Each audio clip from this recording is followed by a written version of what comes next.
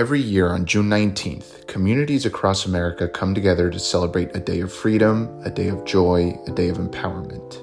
But do we all know why? It's called Juneteenth.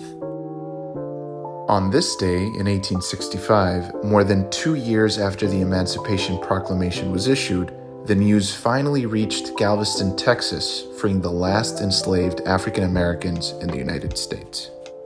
Juneteenth is not just a date, it's a powerful echo of perseverance and resilience that has shaped America. It's a celebration of culture, contribution, and the indomitable spirit of African American people. From leaders who've moved mountains to creators changing the cultural landscape, the African American community has left an undeniable imprint on our nation and the world. So, as we celebrate Juneteenth with jubilant parades, vibrant music, and an atmosphere of unity, remember, it's a day of emancipation, a day to honor resilience, and a day to celebrate progress. We at ZenChange celebrate Juneteenth because freedom, resilience, and unity are worth celebrating. Here's to the strength in our shared history, the progress made, and the road ahead.